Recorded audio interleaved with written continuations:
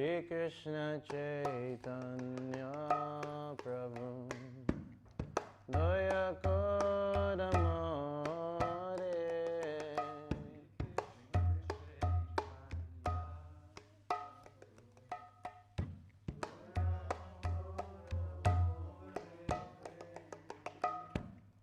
Tuma bina ke dayalu jagat samsari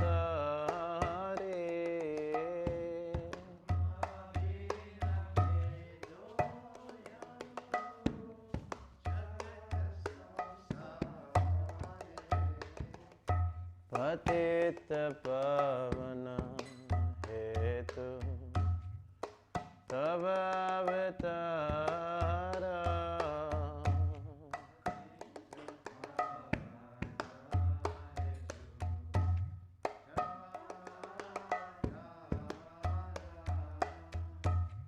Mosama patita Prabhu na paibe ara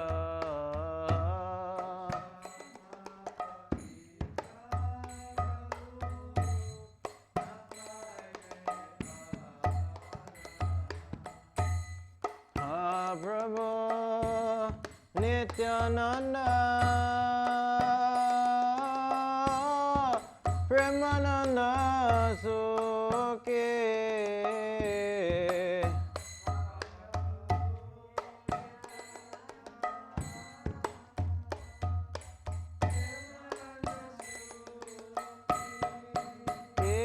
Kipabala Ganakoro Ami Mora Dukhi Kipabala Ganakoro Ami Mora Dukhi Goya Kora Sitapati Advaita Goshai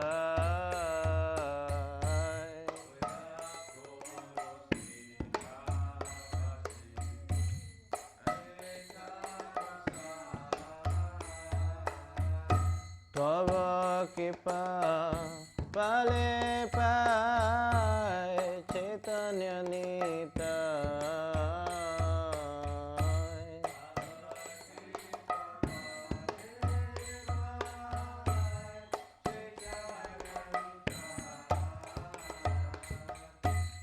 Hasaru Sanatana Ruparagunata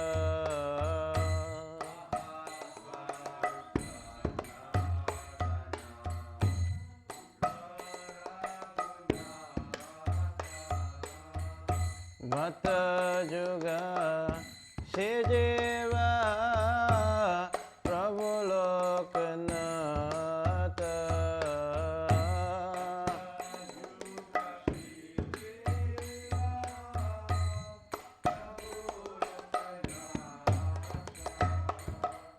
Daya Kora Shriacharya Prabhu Srinivasa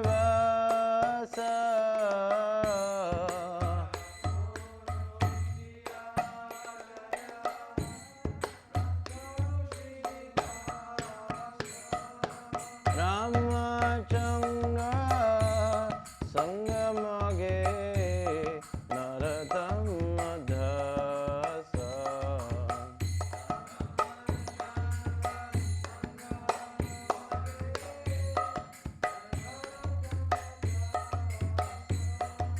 Hare Krishna Hare Krishna Krishna Krishna Hare Hare Hare Rama Hare Rama Rama Rama Hare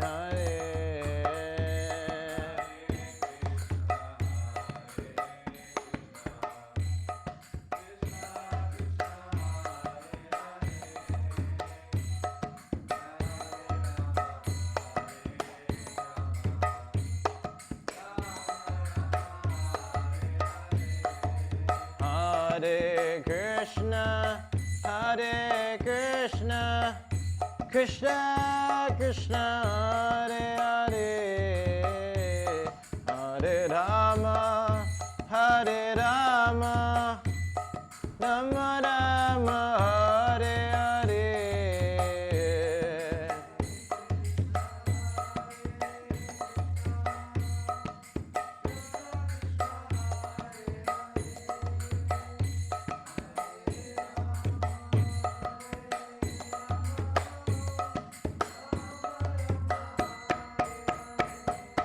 Hare Krishna, Hare Krishna, Krishna Krishna, Hare Hare, Hare Rama, Hare Rama, Rama Rama, Hare Hare.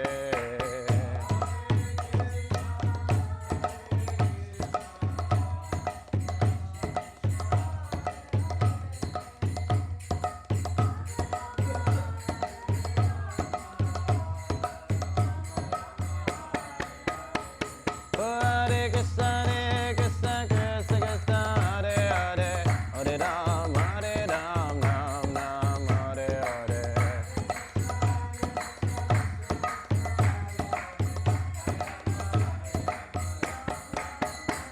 Hare Krishna, Hare Krishna, Krishna Krishna, Hare Hare, Hare Ram, Hare Ram, Ram Ram, Hare Hare.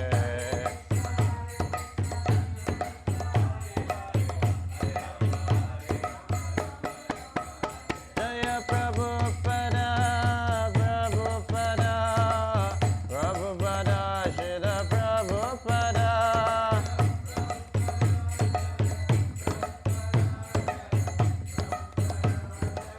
Jaya Jaya Prabhupada, Prabhupada, Prabhupada, Jaya Jaya Prabhupada.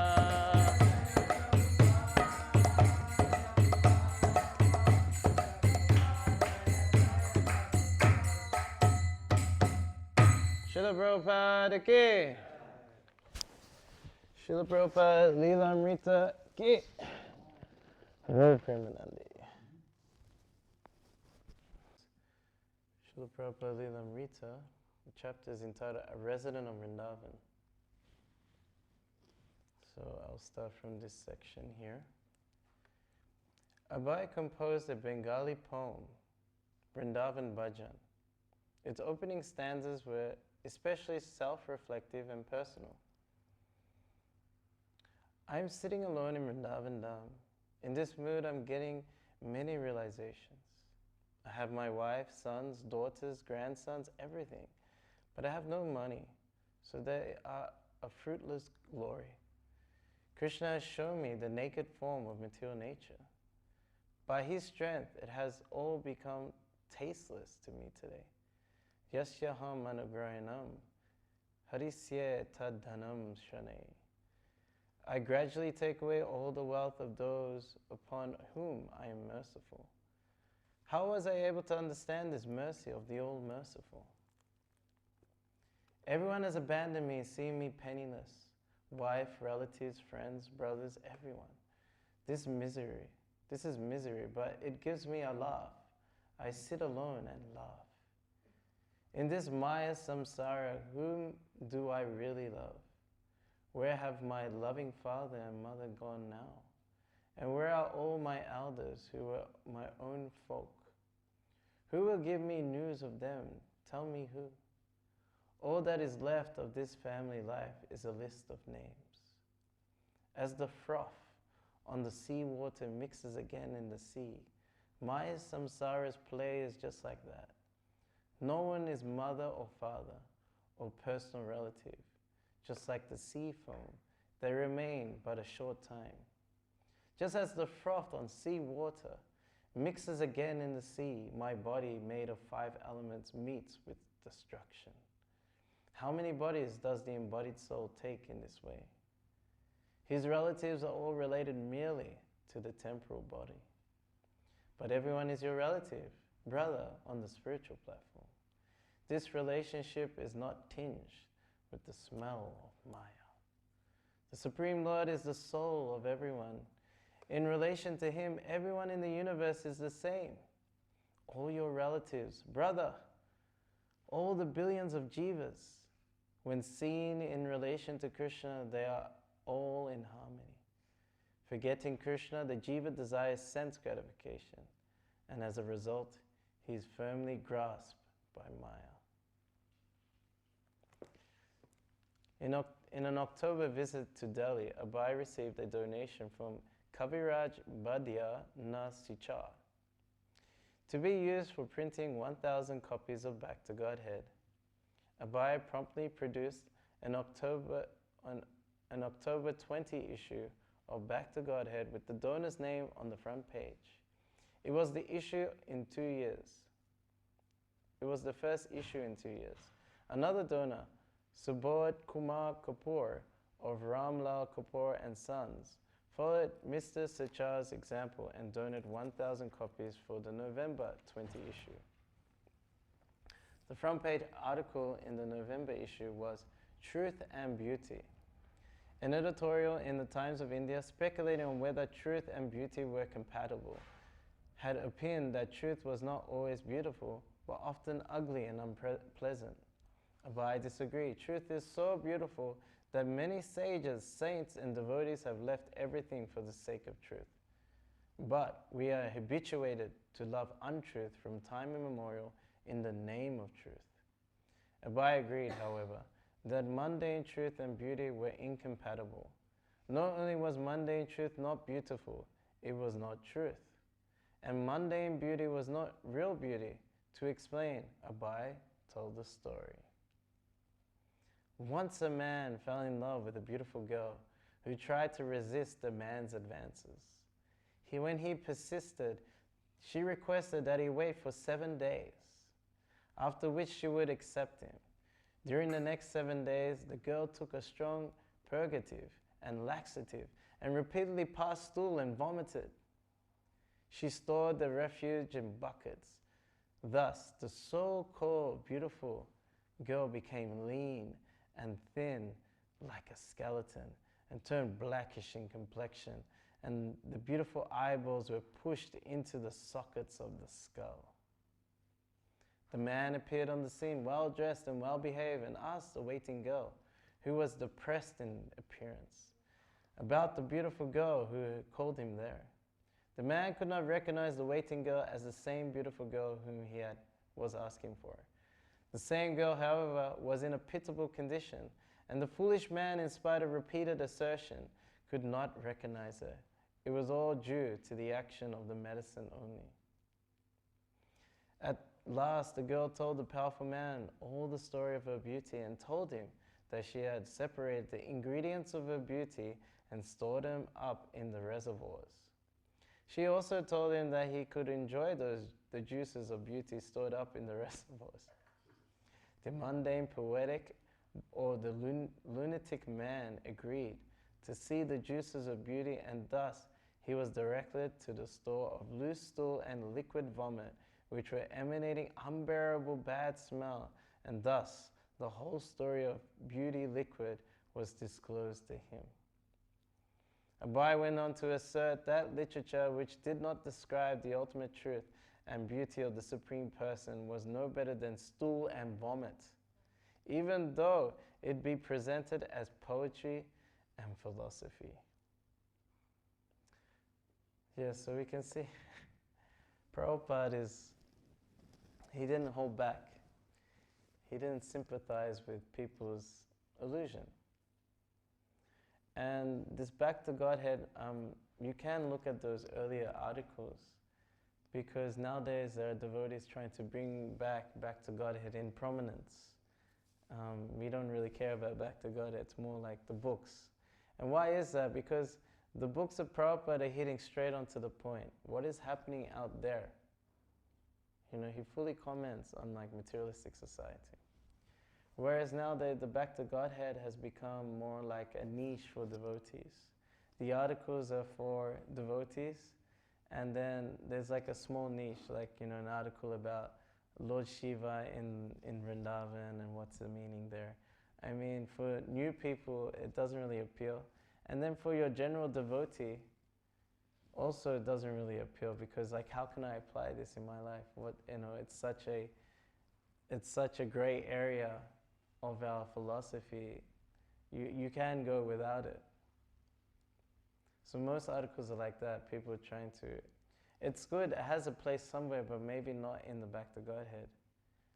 Someone is exercising their scholarship, or they have some interest in a section of Vedic philosophy. And yeah, they can write and present it, but maybe we see the original Back to Godheads was like, Prabhupada just took out some article from the Times of India, Truth and Beauty, and then, commented and called out their premise that truth is ugly. And then he called out, no, it's because it's mundane beauty. That's why it's ugly. So Prabhupada was very revolutionary, and you could see, he was struggling. He had to go to Delhi every time to print this Back to Godhead. And even to get paper, during a war, you have a good reason for it. You couldn't even get paper. But he didn't care, he kept traveling all the way to Delhi and back to Vrindavan. I'll continue on. In standard morality, Abhay explained, morality is the standard of activity by which the supreme authority is satisfied. The scriptures contain moral codes prohibiting unholy sex relations, animal slaughter, intoxication, and gambling. Abhay attributed Mahatma Gandhi's success as a public leader to his observance of these moral principles. Abhay also praised the Vedic system of marriage.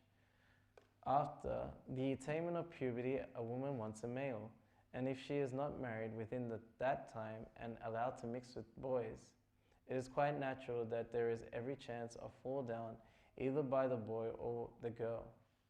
Despite changing social conditions, Abhay argued you cannot indulge in unholy connection with the opposite sex just because the social conditions have changed, because unholy connection with women is the beginning of all immorality. In Scholars Deluded, that's one article Prabhupada wrote, Abhay presented a critical review of Dr. Radhakrishna's edition of Bhagavad Gita, citing specifically the 34th verse of the 9th chapter, wherein Lord Krishna declares that one should always think of him and become his devotee. Dr. Radhakrishnan had commented, "It is not the personal Krishna to whom we have to give ourselves up utterly, but the unborn, beginnerless, eternal who speaks through Krishna." Although the obvious meaning of Bhagavad Gita was that one should surrender to Krishna, the Supreme Person, impersonalists like Dr. Radhakrishna obscured the direct meaning with their word juggerally. So you can't do that nowadays. We have that example of Amoga Leela Prabhu, how he denounced Vivekananda from the Ramakrishna mission. The fact that he ate meat and said it was okay.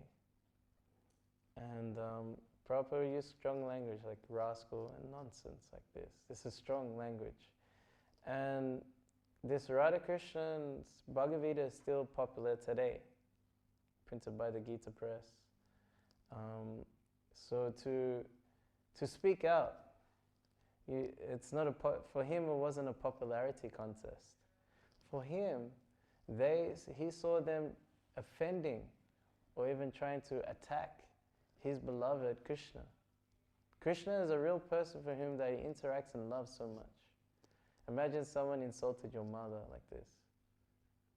They don't exist. It's like whatever they say, it's nonsense, actually means this. Can you imagine how you would react?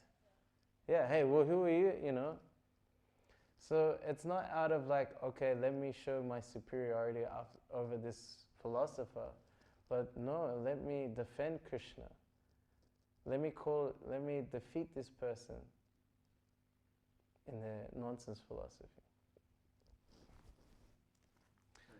Yeah, you can. What chapter and page are you at? I'm at page 221. Oh, you're on database, huh? This chapter is called A Resident of Vrindavan. Does anyone want to share some comments what we heard so far? You're making me miss Guru Medhavi. He loves this class and he reads from another little book.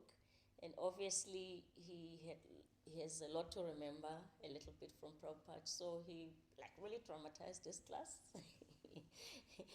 And he carried on. And that portion you read for 10 minutes, he would do for the whole hour. Yeah, right. Sharing these other things and the late. So I kind of miss him a little bit. Yeah, I'd rather hear from Medhavi too. Yeah, he could have but I mean, I'm happy we are reading from the book. He shares lots of pastimes. Oh, wow. And give you the beauty and the relationship, and then you see that's how they managed to be Krishna conscious for so long. Because if he shares that the way he does it today, then think of it then. Yeah, so it just made me think of him. That, we should see Krishna conscious in that context as well. That a few years down the lines, we'll have somebody sharing the pastimes we are having with you and going I was also making a comment this morning about Sevya Sachi Prabhu, who's getting sannyasi, that, I know him. I met him when he first came. I must pay obeisances to him. And we always talked about this, and I said to him, so now one day when you sannyas, I should also be going down and paying respects to Guru Maharaj. He says, yeah, I should be serving you. I should be cooking for you. And he says yeah. And then how are you going to take it? And then he will laugh. And it's becoming a reality. Yes. So, we can take all the positivity, the good, and all the beautiful things about this movement and do it like that. Because I'm going to be telling the newcomers now that I remember when he came. He used to be like this, he used to be like this. But he was that serious from the beginning. He really wanted saffron. He really wanted to give up this material life. He dumped his girlfriend, and there he's getting it. It's doable. It's doable if you really serious about it. So we will tell them the stories. It's a beautiful experience. Yeah. Thank you. Anyone else? Otherwise, we'll continue on. Oh, wait. Patita Prabhu. Prabhupada says that Just hold this for me. talks about the chat. You can hold that mic for me. Degradation by being due to attachment to women. Society is a mess. Society is a complete mess. One of the reasons Arjuna gives Krishna is that society will be degraded when women are unprotected.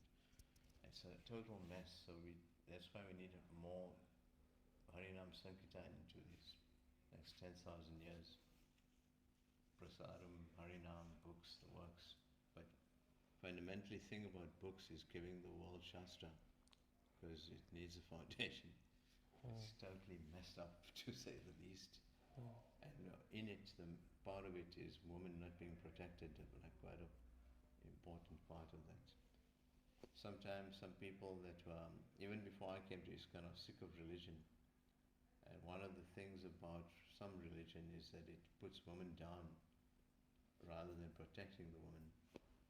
And that way people actually shorten their lives and bring on ugra karma. Currently one topical thing is Gaza as one example.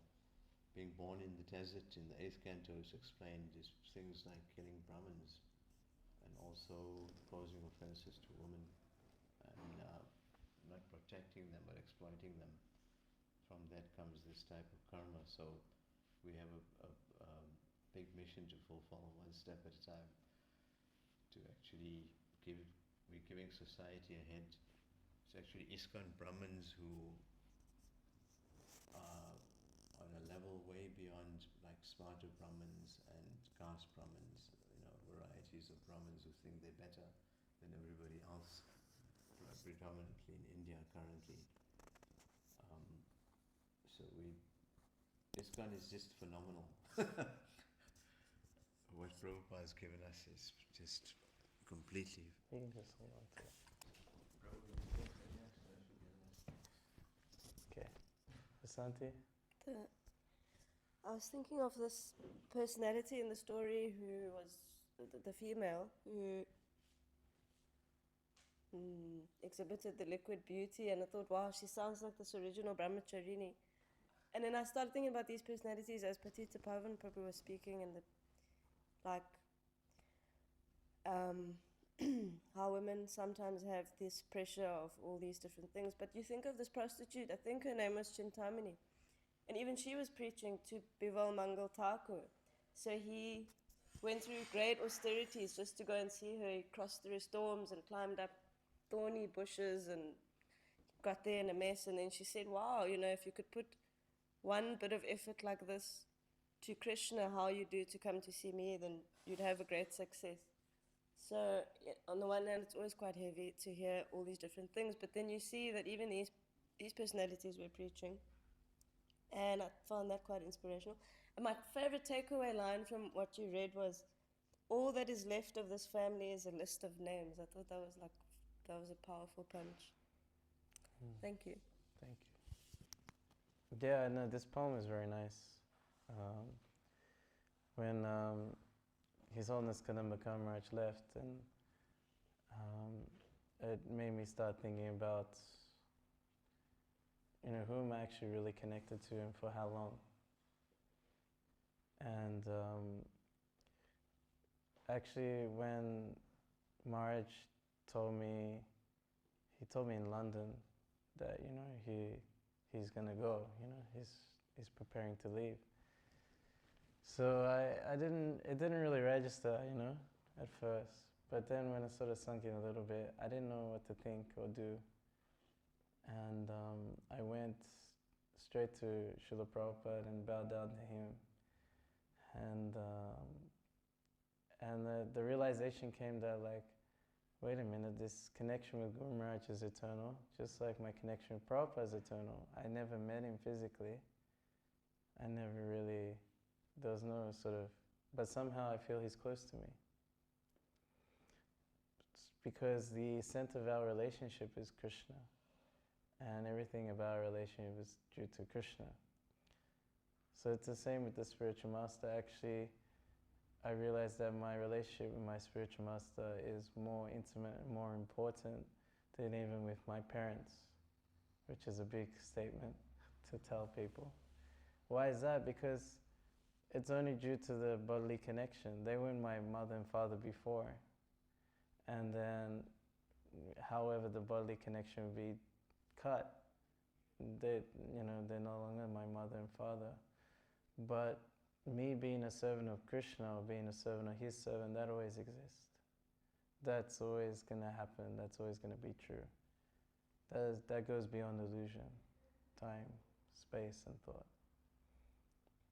So to see Prabhupada state that, what is this actual mother and father, just another list of names in history of some family lineage, that you somehow took birth in, you appeared in, and then you disappeared from. And then, you think about it, we don't even know or have a relationship with our grandparents or great-grandparents. We don't know anything about them, even their names probably. So what makes us think that even if we have children, others will think of us? Our life only becomes significant, or relationships only become significant when Krishna's in the center of that relationship. And that's worth investing in. So that's what I thought when you said that. And when I read that. There's this nice example of mourning, even mourning Krishna consciously. Srivas, can't get the second part of his name, Srivas Thakur. Anyway, his son had left his body in this place where Lord Chaitanya always performed Sankirtan. So his son had left his body during the kirtan. So then Srivas told the females, don't cry too much now because you're going to disrupt Lord Chaitanya's dancing. So even this, he was mourning, but conscious of how does it affect Lord Chaitanya. And then Lord Chaitanya eventually perceived that something was off, and he asked what happened. And Srivas told him that his son had left his body, and he said, why didn't you tell me? And he said, I didn't want to disrupt your chanting or your dancing.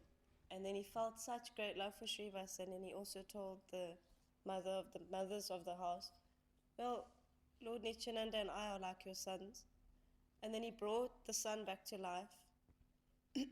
And then the son, I think it was similar to Chitraketu Maharaj's son. He said, which mother and which father are you? You've been through so many mothers and so many fathers. And the auspiciousness of this death is that I left in during the chanting of the holy name. So this focus always on Krishna, that, like you say, Krishna is the only one who gives any substance to anything. Any substance to the death was because the chanting was taking place, and any substance to the mourning was because they were thinking how to serve Lord Chaitanya best. He's chanting now, so let's not disrupt him with mourning over it. The body, the soul has left very auspiciously. So that helped me very much during my mourning process. Sometimes, it interrupts my japa, and then I can always think of in the Panchatattva, he's standing there, and I think of his hands folded like that, and I think, I've got to behave. And then something else you said about Guru Maharaj. The first time he got sick, actually, because he got sick twice, right? 2016. He was going for the surgery the first time, and I was in a state, and I was like, da-da-da. And Mother Bhakti Devi was still here, and she's late now. And then I'd never done Guru Puja, and she said, Basanti, I have to leave. It's the same as Tulsi Puja. You add water like this, and you add this like that, and then, okay, bye. And she ran out the door, and I was like, what the heck? So I had to do this Guru Puja alone, and I was like, I couldn't understand what was going on. Then as I was doing the puja, I felt that exact thing. I'm like, oh, this is Prabhupada. I know Prabhupada, and he's right here, and I feel him, and I know it's a live connection, and no one can doubt the connection with Srila Prabhupada. So then I completely calmed down about like Maharaj's situation at that time, and I was like, oh, it's the same thing, and I could feel Srila Prabhupada's shelter. So yeah, these things are wonderful. Okay. Some examples of some devotees who didn't have long association with Prabhupada. It's people like Maydevi Prabhu and my Guru Maharaj. My Guru Maharaj was a bit of a distance in London from Prabhupada giving Brahmin initiation, and once or twice Prabhupada walked by as they were bowing somewhere in London, but they fixed on the instructions. There are other Prabhupada disciples who are not necessarily completely with ISKCON now, but they did have a lot of Vapu association, so that Vani is eternal. And then I was thinking in terms of family relations, we have to let it go. That's not an eternal relationship. Unless it's guru or very advanced devotees. I gave my guru tissues near Tamal Krishna Maharaj's Samadhi in 2003. Him and other senior devotees were actually crying, just remembering Tamal Krishna Maharaj. That's different. But the other relations, in my case, I don't have much attachment to my family. My mother's on the verge of leaving her body at 85. I've given her Gujarati Bhagavatam and the works, she chants. But there's no reason to lament. My other main point is we're eternal. Yes, it is our human experience to mourn and go through the stages and like that. But we're eternal, so there's no reason to lament, actually. Although we do say, in this death and things, I have some god brothers. My Guru Maharaj did a memorial thing at ISKCON in Asia. But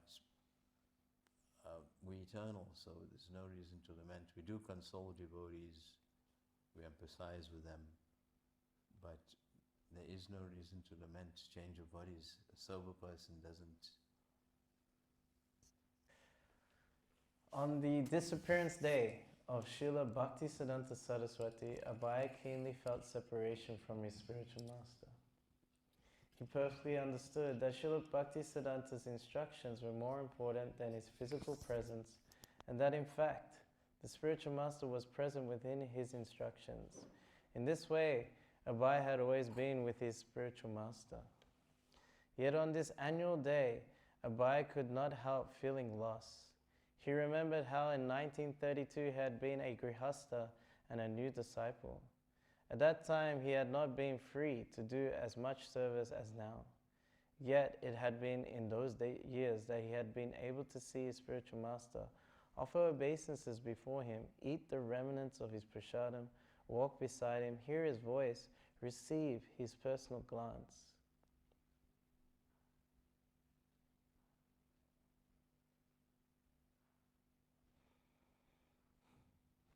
Abai thought of their meetings together.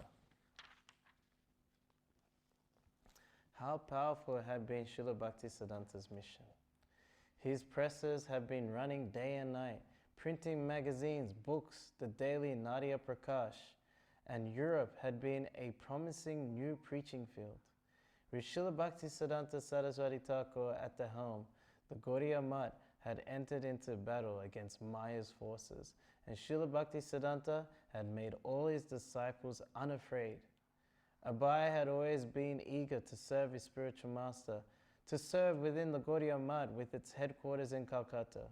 But exactly how he would serve had never been clear to him until his last letter from Srila Bhaktisiddhanta Saraswati. Abai looked back on the more than 20 years since his spiritual master's disappearance.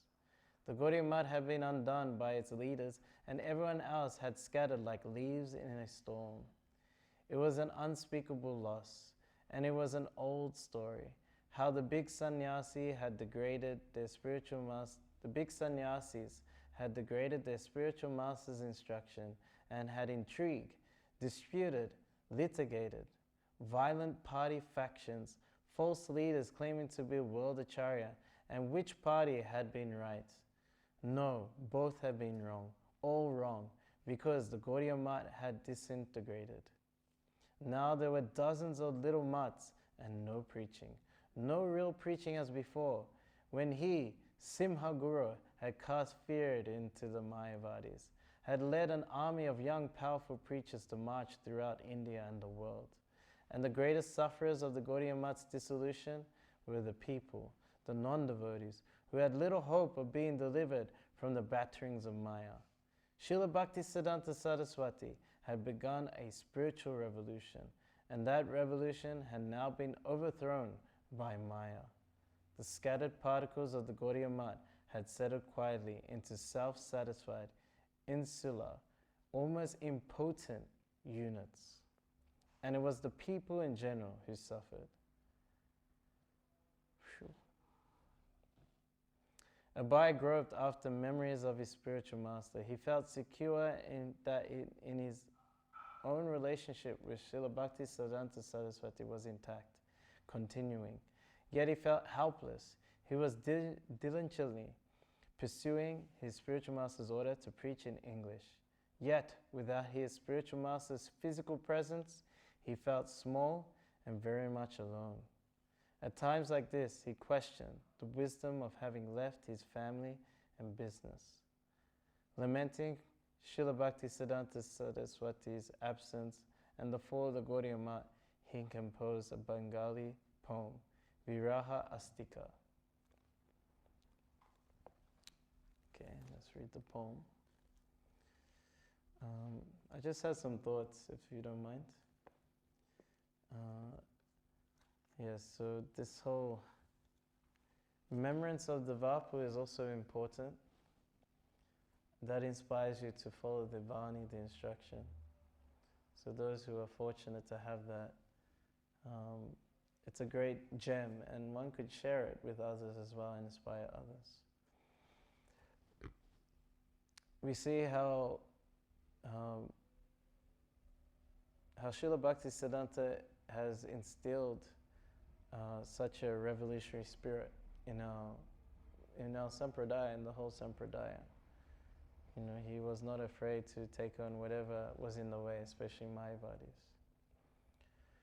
But it looks like now, just due to disciples not following the instruction of the spiritual master, the whole world loses out, actually. So we got instructions from Prabhupada.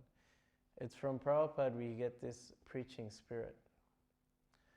A friend of mine, Brahmachari in Melbourne, Australia, he was in Vrindavan and he was hearing from the Goswamis from the other temples, you know. And they were speaking everything very nicely, quoting from Chaitanya Charitamrita, the Bhagavatam, everything was very nice. But the difference was the mood was different. when someone from ISKCON or a follower of Prabhupada or Prabhupada speaks, you feel this urge that I need to do something. This one, especially when we hear about Prabhupada being alone on his own, it's like, let me help him. He's all on his own. So this is instilled by the followers of Prabhupada, and that's pretty much why this movement stands out so much. Because even though we have a little bit of mercy given to us, we still have ability to touch someone's life. Okay, I don't know how to preach. That's okay. You give them a book, Prabhupada will preach to them. He's like, I don't know how to make this person favorable. That's okay. Everyone loves prasad. How do I get in the consciousness of people? That's okay. People's ears are always open. The holy name will go inside and do something. So we always think this way. We can't help but think this way, because that was the mood of Srila Bhaktisiddhanta Saraswati Thakur. And Prabhupada made sure that this movement always had that preaching spirit. In everything he wrote, in every aspect of why we do anything, it's mainly just so we can preach. We do our sadhana not for our own kind of like advancement, but no, so we have strength to preach. The reason why we take prasadam, so we have like, a full belly and ready to go and preach. The reason why we even take rest and have a facility to take rest is so, we can feel comfortable and then go out and preach. Anyone else have some thoughts? Otherwise we can read this poem. Yeah, you want to hear the poem? Okay, so this poem is called Viraha Astika. So it starts like this. Srila Prabhupada, you are always compassionate toward the suffering jiva souls. On this occasion of your separation, I see only dejection. An unlimited ocean of mercy cutting an illusion. Nityananda distributed an ocean of flood of love of God. The Jati Goshai stopped the stream, but coming yourself, Lord, you revealed this illusion. So once again, everyone was immersed in the flood of love. Even one so full and insignificant and sinful as I. On the strength of Lord Chaitanya's order, you sent all your servants door to door as gurus. There was preaching everywhere, from the sea to the Himalayas. Now, in your absence, everything is darkness. O Srila Prabhupada, you are always compassionate toward the suffering jiva souls. On this occasion of your separation, I see only dejection. In the same way that Advaita Prabhu brought Lord Gora, so did Bhakti Vinod pray. His enthusiasm brought you. On the strength of his enthusiasm, you came and made everyone understand that India is a holy land. One must take his birth in the land of Bharat, must make his life perfect and then preach to others. This Mahamantra message you preached everywhere. Now in your absence, Lord, everything is darkness. Your ocean of compassion has again been stopped. This spear of great misery has cut through my heart. Without Lord Chaitanya's message, there is just confusion. Seeing this, all the Vaishnavas feel pangs of separation. The conditioned souls are all in darkness once again. They are searching for peace, but are dying in an ocean of anxiety. O Srila Prabhupada, you are always compassionate toward your suffering jiva souls. On this occasion of your separation, I see only dejection. Nice poem. I'll further read this last few paragraphs. Abai was a dark view. The golden era of preaching that had flourished in the days of Srila Bhaktisiddhanta Saraswati was no longer. By the influence of Maya, Abai wrote, now everything is darkness. All devotional instructions have been destroyed. Now everything has been reversed. Meditating on that great personality possessed of the divine power to save the entire world, Abai expressed his feelings of weakness and helplessness. Because of those not fixed in devotional service, many branches have spread all over. Your conclusive message did not touch the ear. Where will I get the strength for the Sankirtan movement? How could he, a tiny spiritual child, survive without his spiritual father? Now who could save the world, which was so much more oppressed than ever before? Srila Bhaktisiddhanta had said that a dead man could not preach. Only one with life could preach. As long as Abai and others could deeply regret the Gaudiya Math's failure, there was still life and still hope. If everyone obtained this right and went out and made disciples, then the suffering souls in the world could be saved. It was useless to cry over what his god brothers had done. Yet in seeing and resenting it, Abai found, within the pain of what might have been, a continuing spark of what still might be. Abai sent this poem and Vrindavan Bhajan to Keshav Maharaj, who published them in the Gaudiya Patrika. So we may feel the same way about this movement. You may have, when you joined so long ago, yes, it was so vibrant, so many brahmacharis, so many brahmacharinis, we went out and preached, we did this, we did that, you know. So it even happens now. Jagai Mara Prabhu ki. So we may feel this way, and just even seeing from His Holiness Kadamba Maharaj also leaving our physical presence, we can also see how even disciples are feeling this kind of, they're feeling this, why should I continue? Some have even fallen away already. Some have taken up the preaching mission. But yes, things have become weakened. And that is natural when a prominent leader disappears. And I'm so happy I've given you this book, Diving Deep, by Kanamaka Maharaj. So he talks about the aspects of what happens in a spiritual institution. And he explains it in 3 levels. There's he describes it like being in an ocean. So you have the surface of the institution. So that's where you got the external manifestation, its connection to the material world. You got your facilities, buildings, temples, groups of people, and they all come from all sorts of backgrounds, bringing so many different things onto the surface level. The next level is you go deep into the ocean. That's the teachings, the pure teachings of Prabhupada. So when you're always situated in the teachings of Prabhupada, applying them and hearing about them, living them, then whatever happens on the surface doesn't affect you.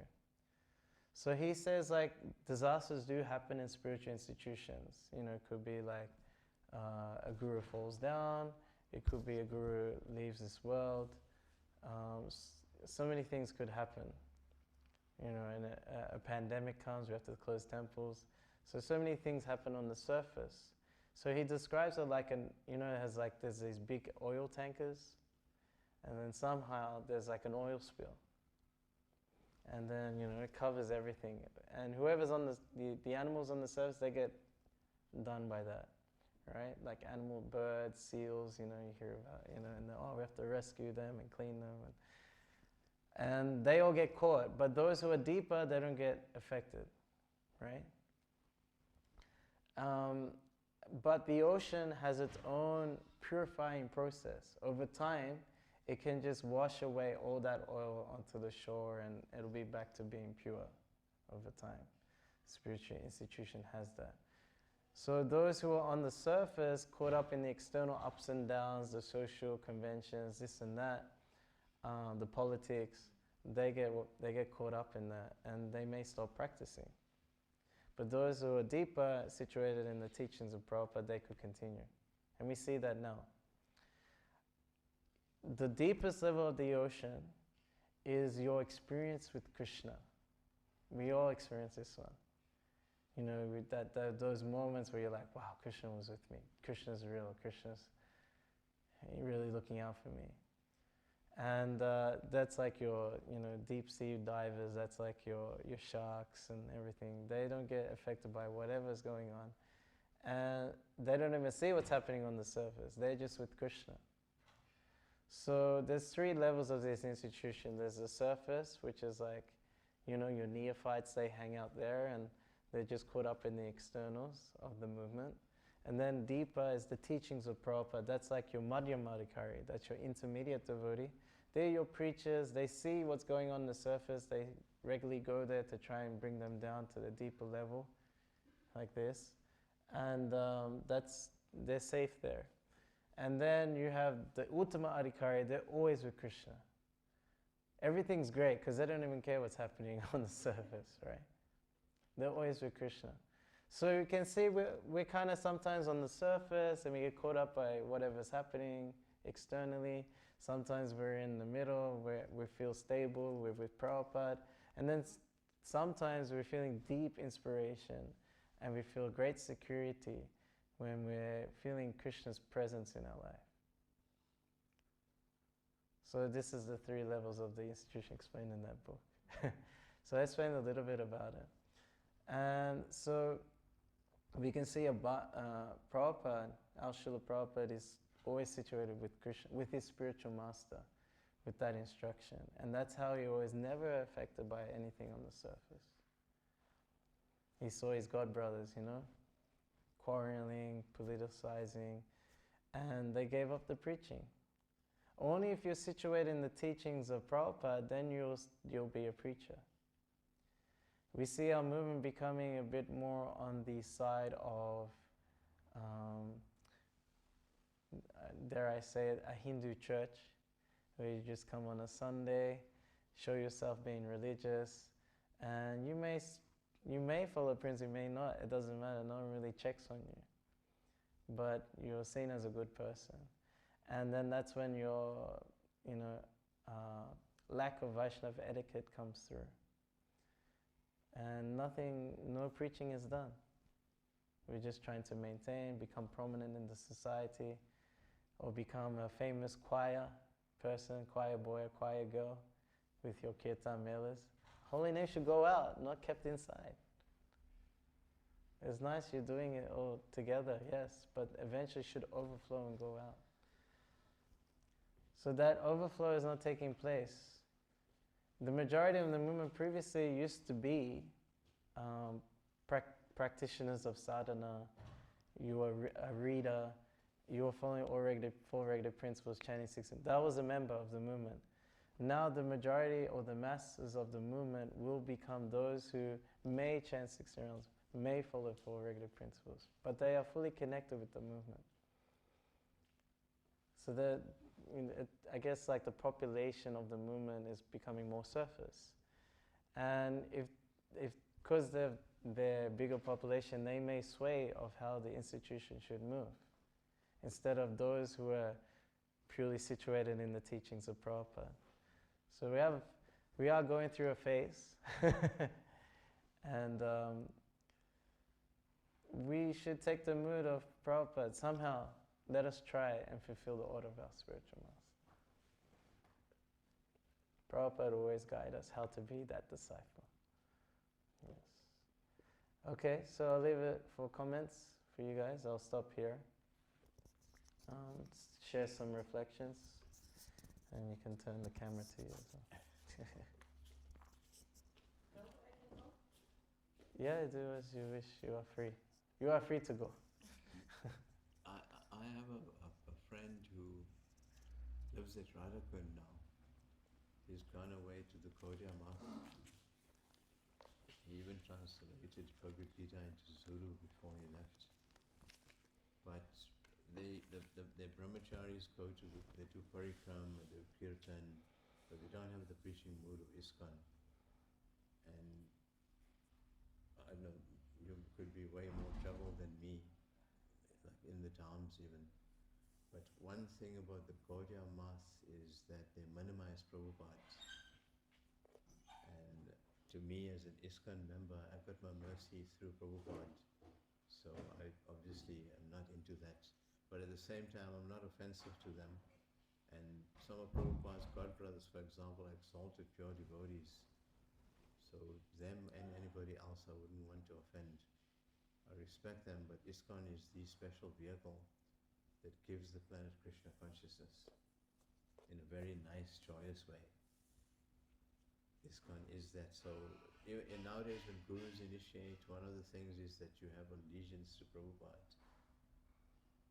Even in Australia, the loft preaching of Lilamrita Maharaj, it's a good way to preach before people go to a temple.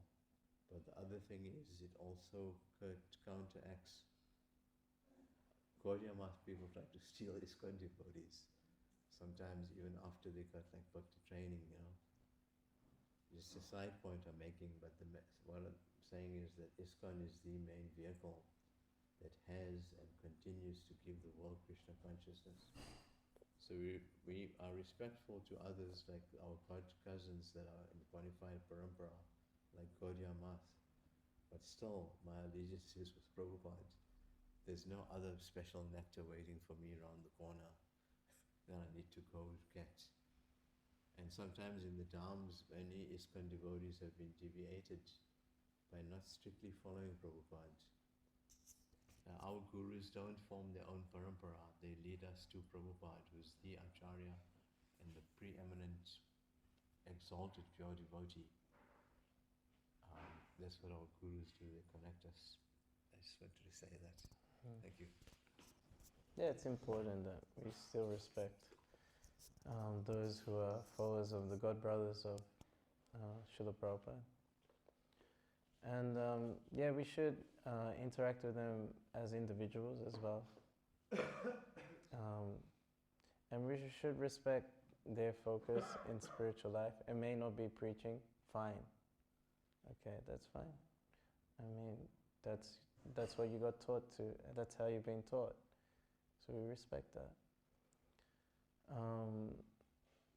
But there are many individuals within the Gaudiya Math that love Srila Prabhupada very much and respect him very much.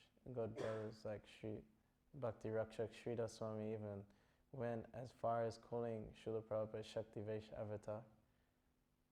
Like this. So that didn't come within ISKCON, that came from a God brother.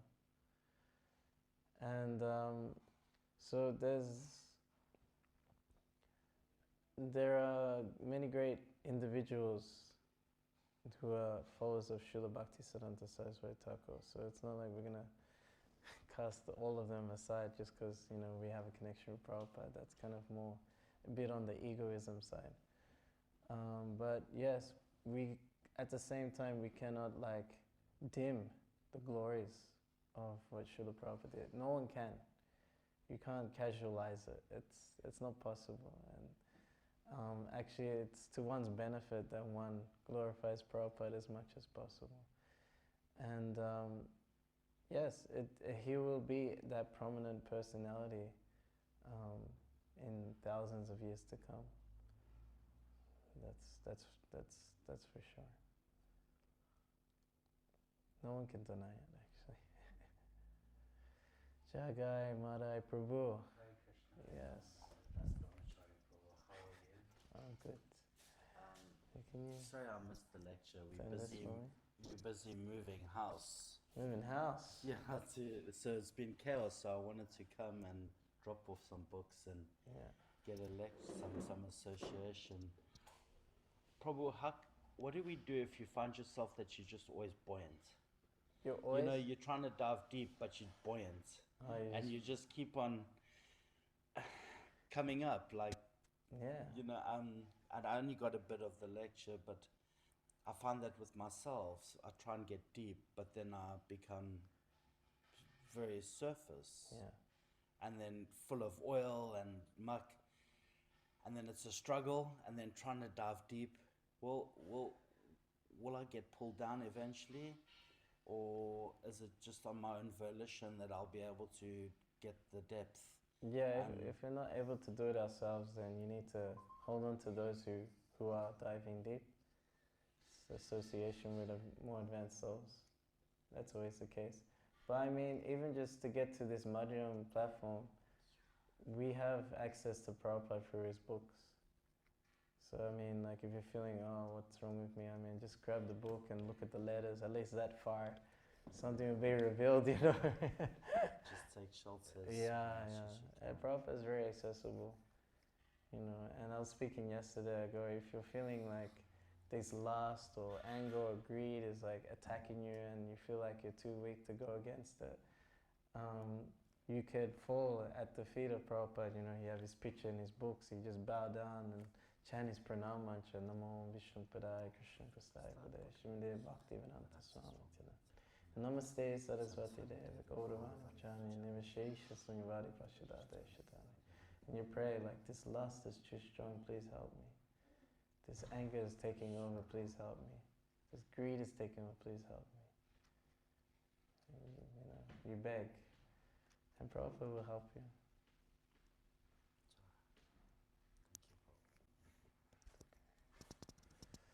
It's very good to see you, Prabhu. Yes, yeah, we were talking about, where is this guy? You know, I haven't seen him. So. I saw a photo of you and Mataji and everyone. I think it might have been on the beach. Yeah, Sea Point.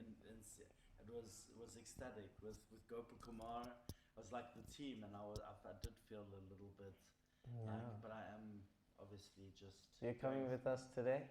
Unfortunately not. I'm going to go from here back to the house to move things. And Okay. But tomorrow... Yeah, we'll be here, yeah. We'll go to Sea Point after the program. We'll go to Sea Point. After the point, I'd love to come. So I'd love to be with you, and I'll bring some books. Yes, you must. You can chase me around, and I'll try and distribute some books. No, not chase me around, but inspire me to distribute books. Sure. But I'm very happy to see you. Nice to see I'm you. very happy to see you. Okay, let's end it here. We have a busy day. Yes. Srila Prabhupada Lilamrita ki. Srila Prabhupada ki. Go to Premanande.